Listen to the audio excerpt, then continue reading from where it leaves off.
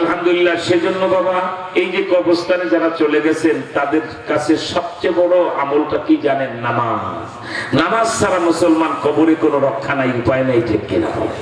এই নামাজের উপরে কিছু কথা বলি আমি ওই আয়াতের মধ্যে পেশ করব, খুব তাড়াতাড়ি বলবো।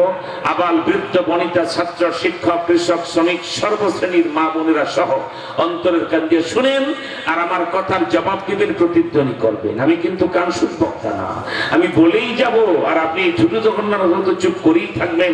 প্রত্যেকটা কথা প্রশ্ন করলেই বুঝে শুনে জবাব দিতে হবে। পারবেন না ইনশাআল্লাহ? এখন আওয়াজ করতে হবে, পারবেন না? তাহলে বলুন আপনারা বাবা, নামাজের গুরুত্বটা কত জানেন? আপনাদের গ্রামও দেখবেন একটা লোকের হাত আছে, ব্যবহার করতে পারে না, মানে হাতটা আঁকা বাঁকা, প্যারালাইসিস হয়ে গেছে, অবশ হয়ে গেছে। আমরা কি বলি তাকে? লুলা। কি বলি? একটা লোকের পা আছে, ব্যবহার করতে পারে না, ওই রকম ফেলে রাখলে আরেকজন টান দিয়ে গুছায় না দিলে পাটা নিজে টেনে আনতে পারে না, ল্যাংড়া। ঠিক কিনা? একটা লোকের চোখ নাই, লোকটা অন্ধ। কিন্তু বলেন তো এই জায়গাটার নাম কি? শিমুলিয়া। শিমুলিয়াবাসী সবাই কি বলেন, ঠিক না? শিমুলিয়াবাসী বলেন হাত নাই, পা নাই, চোখ নাই, অন্ধ, এরপরে কি মানুষটা বাঁচে না?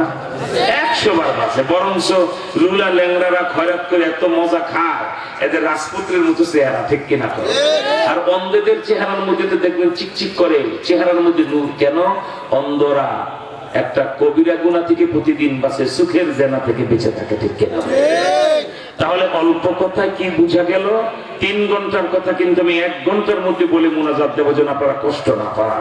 যেই কথাগুলি বলতে 3 ঘন্টা লাগতো, আমি 1 ঘন্টারও কম সময় বলবো। 10-15 মিনিট হয়ে গেছে, আর সর্বোচ্চ আমি 1 ঘন্টা কথা বলি, তাও হয়তো না হতে পারে, আরো শর্ট করে ফেলতে পারি, দোয়া করব। কিন্তু বাবা, অন্তরের কান দিয়া বুঝতে হবে, হাত নাই, পা নাই, চোখ নাই, অন্ধ, মানুষটা বেঁচে থাকতে কোনো সমস্যা নাই। ঠিক কিনা?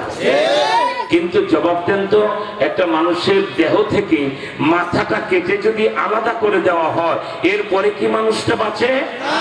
আওয়াজটা পছন্দ হলো না? বাঁচে? মাথা কাটা মানুষ দেখছেন জীবনে? আপনি যদি পাঁচান পাঁচ সবকের মুরিদ হন, তবলিগের 3 চিল্লার সাথী হন, কোন আলেমের হাতে বয়াত হয়ে আপনি 5 ওয়াক্ত নামাজের পাশাপাশি গভীর রাতে তাহাজ্জুদে অভ্যস্ত হয়ে গেছেন। অনেক বুজুর্গ গ্রামের মানুষ বলে এই লোকটা আল্লাহর ওলির মতো। আমাদের গ্রামের আব্দুল কাদের জিলানী এত বুজুর্গ হওয়ার পরেও রাত 2:30-3টায় অমাবস্যা রাতের গুটগুটে অন্ধকারে নিজের বাড়ির বাগানের পাশে পুকুরের পাড়ে উজু করতে গেছেন। গাগের আগে উজু অর্ধেক হয়েছে, বাকি অর্ধেক পা ধন নাই, আরো কত কি বাকি। এর মধ্যে যদি দেখেন পুকুরের ডান দিক দিয়া গলা কাটা 12-14 জন মানুষ আপনার দিকে আসতেছে, আপনি তাড়াতাড়ি দিয়ে সালাম দিয়ে মুসাফা করবেন না? সালাম টালাম দিবেন না? হুজুর কেমন আছেন, আমাদের বাড়িতে আসেন বলবেন না? দেখতে দেরি, এমন উল্টো দিকে গোল্লা ছুট মারবেন, হয় যাইবেন গোরস্থান, নইলে যাবেন হাসপাতাল। ঠিক কিনা? আল্লাহু আকবার। বাবা, মানুষের হাতে প্রবলেম লুলা, পায়ে প্রবলেম ল্যাংড়া, চোখ নাই, অন্ধ, বেঁচে থাকতে নো প্রবলেম, কোন সমস্যা নাই, বেঁচে থাকে। ঠিক কিনা? কিন্তু দেহ থেকে মাথাটা আলাদা করে ফেলে যেমন মানুষ বাঁচে না। হে কলিজার টুকরা হীরাখণ্ড যুবক বাবারা, বেনামাজি বাবারা, বেপরদা মা বোনেরা, সুদখোর ঘুষখোর হারামখোর বাবারা, অন্তরের কান দিয়ে শুনে রাখবা, মাথা কেটে ফেললে যেমন মানুষ বাঁচে না, একজন মুসলমান 5 ওয়াক্ত নামাজ না পড়লে তার মুসলমানগিরি আর থাকে না। আপনি যে মুসলমান সমাজে বসবাস করে বুক চায়া 2 লাখ টাকা দিয়ে গরু কিনে জবাই করে কুরবানিতে খান, রমজানে যে গরিব মানুষ সোজা রেখে একটা খেজুর মুখে দেখেন, আপনি যে 42 ইফতারি করতেছেন, কিচ্ছু কামে আসবে না, কারণ মুসলমান ইফতারই নাই। যে ব্যক্তি 5 ওয়াক্ত নামাজ পড়ে না, এই মাসালাটা হুজুর আপনাদেরকে জোরে বলে না, ইমাম সাহেব চিন্তা করে বললে আমার মহল্লার তো 90 জনই বেনামাজি বলবো, হুজুর আপনি জানবে, আপনার দরকার নাই। ঠিক কিনা বলেন? কিন্তু মুফতি নোরানি কোন হাসিনা খালেদা বা কোন সরকারের চাকরিও করে নাই, আর কোনদিন করবে না। আর সত্য কথা কোন সরকারকে পাত্তা দিয়ে আমরা বলি না। ঠিক কিনা? যারা উম্মতের ঈমান বাঁচাইতে যা বলতে হয় তা বলবোই। ঠিক কিনা? যারা শক্তভাবে উলামায়ে কেরাম এই কথাটা বলে দিবেন।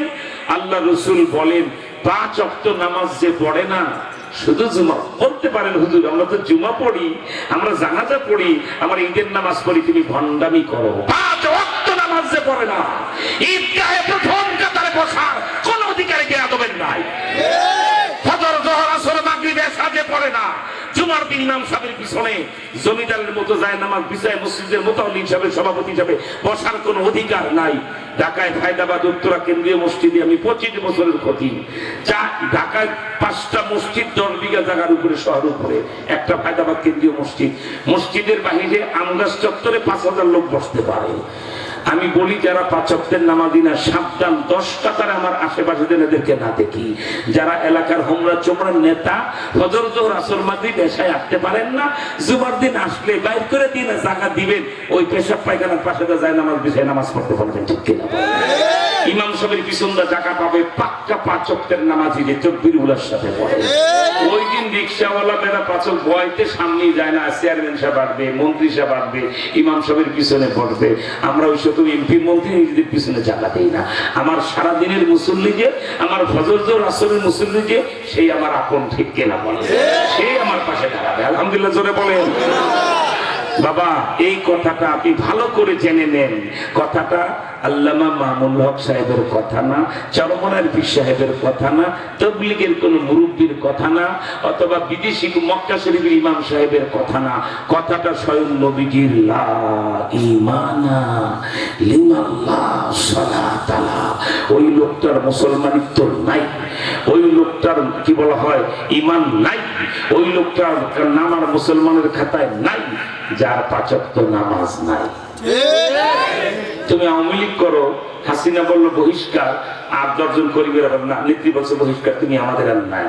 তুমি বিএনপি করো, তারিখ যে বলছে বহিষ্কার, 10 জন কর্মী, আপনি লাফালাফি করলে হবে না, আমাদের নেতা আপনাকে বহিষ্কার করছে, আপনাকে আর জায়গা দেবো না, ঠিক কিনা বলো? তো নেতাই বহিষ্কার করলে তারে আর পাত্তা দেন না। মোহাম্মদ ইসলাম বহিষ্কার করে দিছে যে সে আর মুসলমান না, তারপরও নেতাজি গরু কয়টা জবাই করবে, কয়টা খাওয়াইবেন, কোনো কাজে আসবে না, ঠিক কিনা? চলে অল্প কথা কি বুঝাইলাম? মুসলমানিত্ব ঠিক রাখতে হলে নামাজ পড়তে হবেই, ঠিক কিনা? জোরে একটু আগে দৃষ্টান্ত দিয়েছি, হাত নাই, পা নাই, চোখ নাই, মানুষ বাঁচে, কিন্তু মাথা কেটে ফেললে আর মানুষ বাঁচে না। নামাজটা হলো মানুষের ইমানি দেহের মাথা। এই নামাজ বাদ দিলে সেই লোকটা আর মুসলমান থাকে না। তাই প্রিয় ভাইদেরকে জিজ্ঞেস করবো, বাবা আপনার মা বোনরাও পর্দার আড়ালে অন্তরের কান দিয়ে শুনবেন, নারীরা নামাজের ব্যাপারে বড় দুর্বল, রোজা টোজা কিছু রাখে ওনারা, নামাজ বড় কামাই দেয়, ঠিক কিনা জোরে বলেন? তাই মা বোনেরাও ভালো করে, আয়েশা খাতুন, রহিমা খাতুন, আব্দুল্লাহ, বরকতুল্লাহ, নেয়ামতুল্লাহ ভালো করে বুঝেন, নারী না পুরুষ, চৌধুরী বংশের ছেলে না কোন নবী বংশের ছেলে, আব্দুল কাদের জিলানীর বংশের না মুহাম্মদ ইসলামের বংশের, কোন মূল্য নাই। 5 ওয়াক্ত নামাজ নাই যার, মুসলমানিত্ব নাই তার, শরীয়তের চূড়ান্ত সিদ্ধান্ত, ঠিক কিনা জোরে বলে? সেই জন্য বাবা আপনাকে বলি, আপনি কি চান আপনার নামটা মুসলমানের খাতায় থাকুক? এই সবাই বলে আপনার নামটা মুসলমানের খাতায় থাকুক, এটা আপনি চান? তাহলে জানতে চাই আপনি ইসলাম আর নিজের মুসলমান নামটার ব্যাপারে কতটা সেন্সিটিভ। আপনার বাল্য বন্ধু এই প্রাইমারি স্কুলে শিমুলিয়ায় একসাথে ছোটবেলা কি বলে 1, 2, 3, 4, 5 লেখাপড়া করেছেন, মাঠে ফুটবল খেলেছেন। আপনি মুসলমানের ছেলে, আপনার নাম আব্দুস সালাম, আপনার বন্ধু হিন্দুর ছেলে, নাম অতুল দাস, ঠিক কিনা বলে? কিন্তু বন্ধুত্বটা বড় গভীর, একসাথে ছোটবেলা থেকে লেখাপড়া করেছেন। ওই বন্ধু যদি ভাবিকালে কখন আপনাকে বলে, দোস্ত তোমার নাম তো আব্দুস সালাম, আমি তোমার নামটা শান্তি দাস লিখে আমাদের হিন্দুদের খাতায় নিয়ে আসি, তোমার 1 লাখ টাকা দিয়ে রাজি হবে? 2 লাখ, 3 লাখ, 4 লাখ, 5 লাখ টাকা দিয়ে তোমার নামটা আব্দুস সালামের পরিবর্তে শান্তি দাস লিখে রাজি হবে? বেশি পিড়াপিড়ি করলে 40 বছরের বন্ধুত্ব ভুলে যায়, বলবেন মালাউন, অনেক রাগুটায় ফলাইছিস। কিন্তু আমি মুসলমান, তুমি বারবার বলো এত টাকা দিই, তত টাকা দিই, হিন্দুর খাতায় তোমার নাম লিখে দিই, মালাউন। 1 থাপ্পড় দেব, কালী মন্দিরে নিয়ে ফালাবো, ঠিক আছে? আরেক থাপ্পড় দেব, একবারে দুর্গা মন্দিরে নিয়ে ফালাবো, কি বলেন, ঠিক না? তার মানে আপনার নিজের নামটা কোটি টাকা দিলেও মুসলমান থেকে হিন্দুর খাতায় লেখাতে রাজি না। আহারে বাবা, ওরে মুসলমান, কেউ তোমার এই 10 লাখ টাকা দিলেও নামটা হিন্দুর খাতায় তুমি আব্দুস সালাম শান্তি দাস লিখতে চাও না, অথচ বাংলা অর্থ তো তাই। আব্দুস সালামের বাংলা অর্থ কিন্তু শান্তি দাস। সালাম মানি শান্তি, হাত মানি বান্দা, মানি শান্তি দাস, শান্তির দাস। তারপরে যেহেতু ওই নামটা হিন্দুরা রাখে, তুমি আর আমি রাজি না, ঠিক কিনা বলে?